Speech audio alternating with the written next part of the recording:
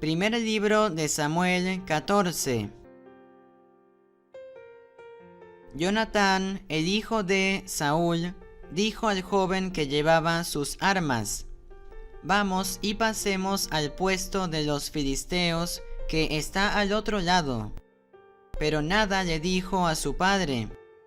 Saúl, mientras tanto, se había instalado en la frontera de Gibeá, bajo el granado que está al lado de la era, y con él había alrededor de 600 hombres. Ahiyá, hijo de Ahitub, hermano de Icabod, hijo de Finhas, llevaba el efod. Nadie de la tropa se dio cuenta de que Jonatán había partido. En el desfiladero que trataba de atravesar Jonatán para llegar al puesto filisteo, hay dos rocas sobresalientes a uno y otro lado. Una se llama Bosés y la otra Senné. La primera roca se sitúa al norte, frente a Micmas. La segunda al sur, frente a Gebá. Jonatán dijo al joven que llevaba sus armas: «Vamos y atravesemos hasta el puesto de esos incircuncisos. A lo mejor Yahvé hace algo por nosotros, porque nada detiene a Yahvé.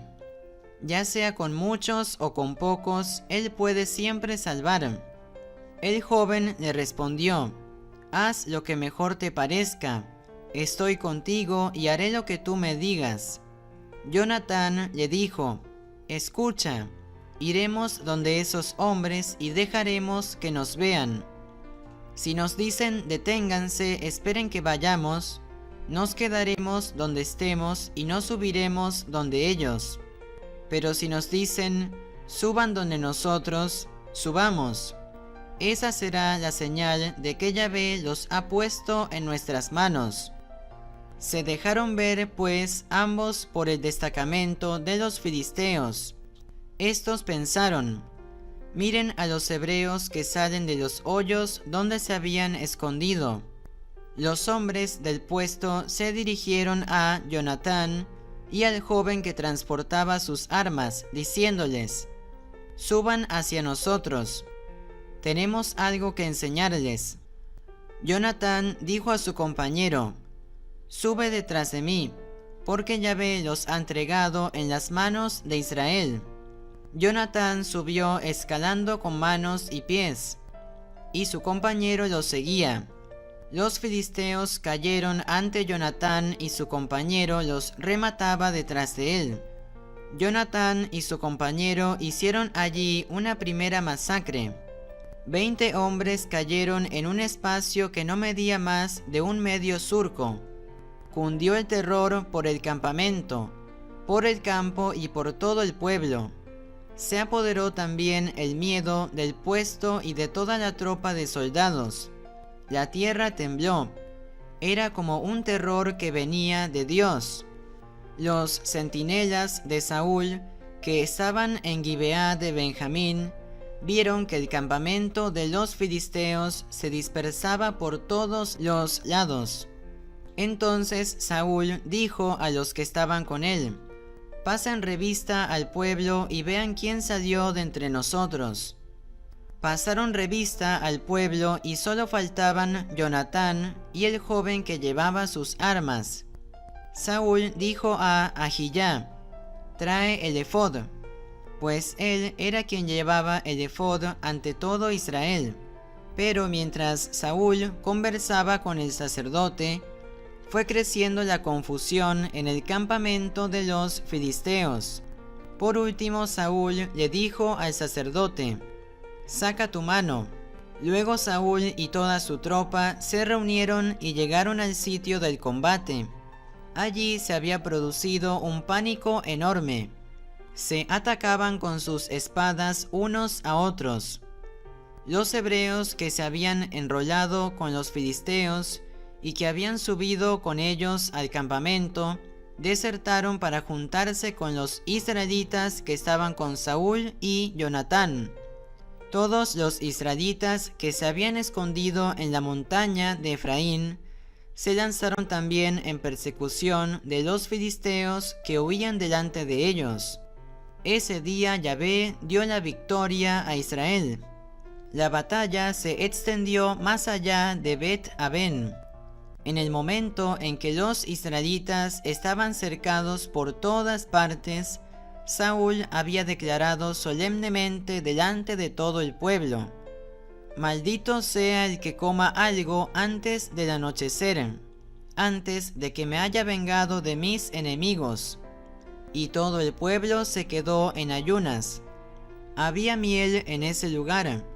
El pueblo entró en el bosque y vio la miel que goteaba, pero nadie llevó su mano a la boca porque el pueblo tenía presente la maldición que había pronunciado el rey. Jonatán, empero, no había oído el juramento de su padre. Acercó la punta de su bastón, lo hundió en el panal de miel y lo llevó a su boca. Sus ojos se iluminaron. Alguien de los soldados le dijo: «Tu padre declaró solemnemente delante de todo el pueblo: Maldito sea el que coma algo hoy». Jonatán respondió: «Mi padre le ha hecho un gran daño al pueblo. Fíjense cómo se iluminaron mis ojos en cuanto probé un poco de miel.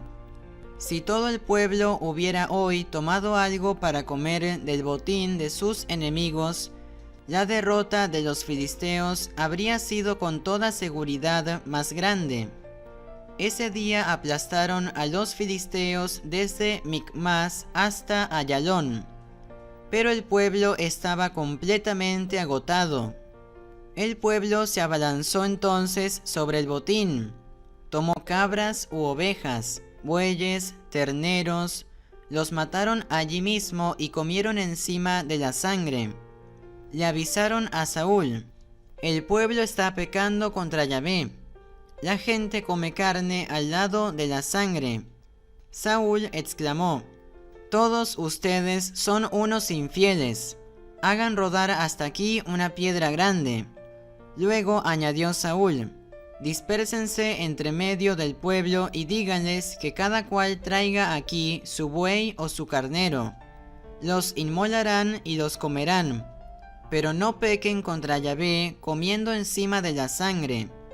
Cada cual llevó lo que tenía en su mano esa tarde e hicieron la inmolación en ese lugar. Saúl levantó allí un altar para Yahvé. Fue el primer altar que le levantó. Saúl les dijo luego: «Bajemos para perseguir a los filisteos durante la noche. Ataquémoslos hasta que brille el alba y no dejemos a nadie de ellos con vida». Le respondieron: «Haz lo que piensas». El sacerdote dijo entonces: «Tenemos que consultar a Dios». Saúl consultó a Dios: «¿Tengo que bajar para perseguir a los filisteos? ¿Los pondrás en manos de Israel?». Pero ese día Dios no le respondió. Entonces dijo Saúl: «Acérquense ustedes, jefes del pueblo, y verifiquen en qué consistió el pecado. Lo juro por la vida de Yahvé que acaba de salvar a Israel. Aunque sea mi hijo Jonatán el que haya pecado, morirá». Pero nadie de todo el pueblo le respondió. Luego dijo a todo Israel: «Ustedes se pondrán a un lado. Yo y mi hijo Jonatán nos pondremos al otro». El pueblo dijo a Saúl: «Haz como piensas». Saúl preguntó a Yahvé: «Dios de Israel, ¿por qué no respondiste hoy a tu servidor? Si ese pecado está en mí o en mi hijo Jonatán, da los Urim. Pero si ese pecado se halla en el lado de tu pueblo Israel, da los Tumim». Resultaron designados Jonatán y Saúl, mientras que el pueblo salió libre de culpa.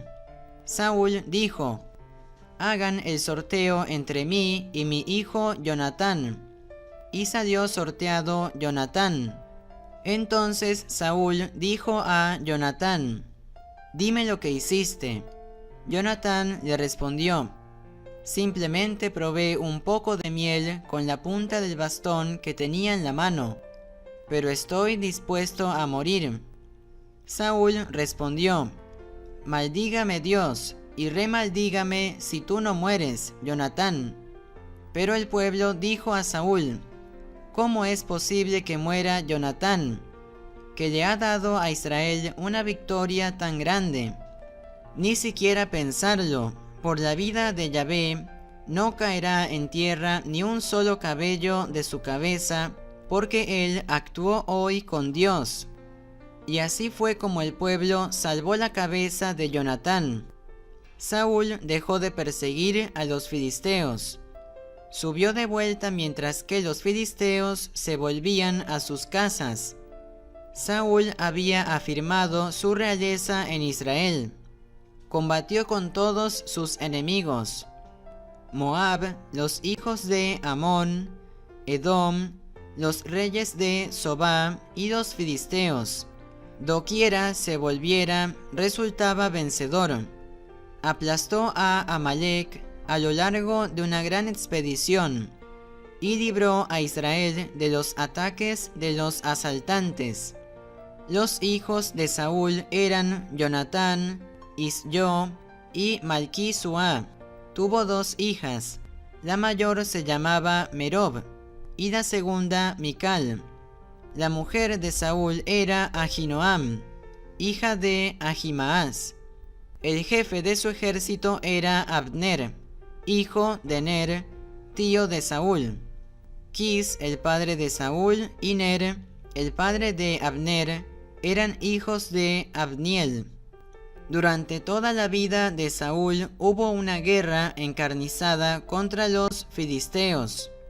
Cada vez que Saúl veía a un hombre robusto y valiente, lo enrolaba en su servicio. Palabra de Dios. Te alabamos, Señor.